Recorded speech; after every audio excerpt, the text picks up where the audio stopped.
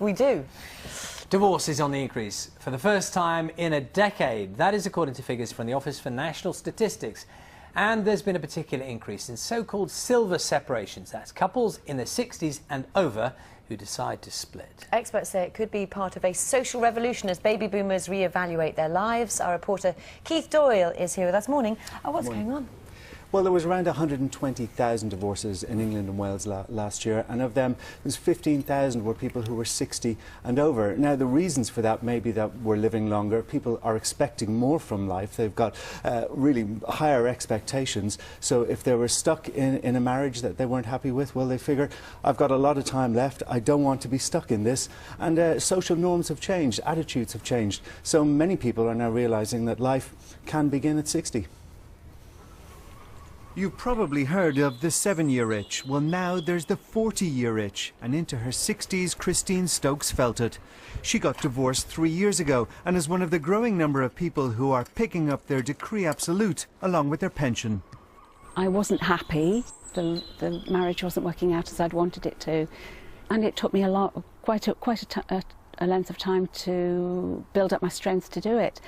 But that was the other thing to take into account, the fact that you've got to be strong to do it, and if you leave it, because I feel very young, I don't feel like I'm 63, I don't feel that, and I was 61 at the time, and no, I think somehow it was the right time, I did it at the right time.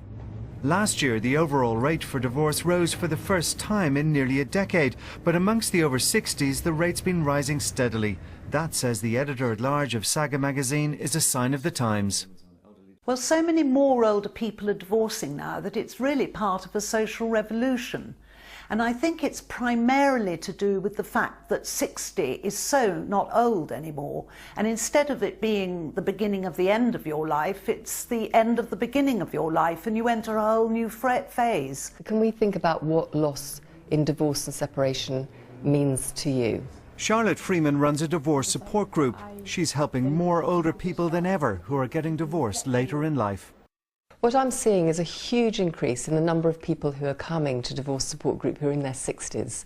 And I think that is because life is much longer than it used to be. I mean, people live a lot longer, people have second careers, and people realise that they're going to have many more years to live.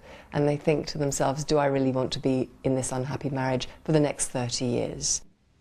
The oldest recorded couple to get divorced in the UK were both 98 and had been married 36 years. But while departing couples might go off in pursuit of pastures new, there are downsides to divorce in later life that don't necessarily apply to their younger counterparts. The main considerations that older people have to take into account is how long they can work, how long they can contribute financially to the pot that will be available to them on retirement. They need to concentrate on the relationship that they're going to have with their family, their grandchildren, etc. So those are the things that they need to focus on rather than who did what to who or whatever.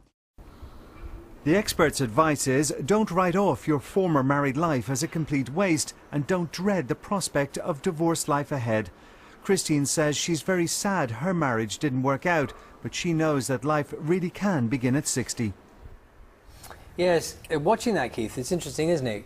Because on the face of it, you think divorce statistics going up is bad, but then you hear the stories, as you did there, people are finding it actually quite liberating. You know, either they feel capable of, or they feel they can have a life after divorce. Well, absolutely. You know, people are living longer. We heard Christine in the report there saying that, you know, she doesn't feel old and she doesn't look old, and you know, we're living longer. So maybe there's 20, 30 years ahead of someone in their 60s. So why be stuck in a relationship that you don't want to be stuck in? Of course, any breakup of a relationship is sad, and everyone in that report was sad that the relationship broke up. But they do feel, well, you know, I do want to embrace life and embrace what's ahead. But of course there are different considerations when you get divorced at that stage in life, because financially your earning potential is probably reduced if there is any more earning potential. So the pot of money that's going to be split, that's it, that's finite. And then it can get very complicated with pensions. You may well be already drawing a pension and then that has to be split. There's insurance policies.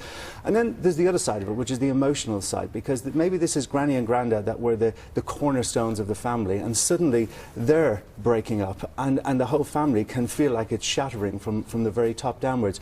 But so people who are going through this at that stage of life, they do need extra support, they do need emotional support, and also, very importantly, they need very, very good financial independent advice.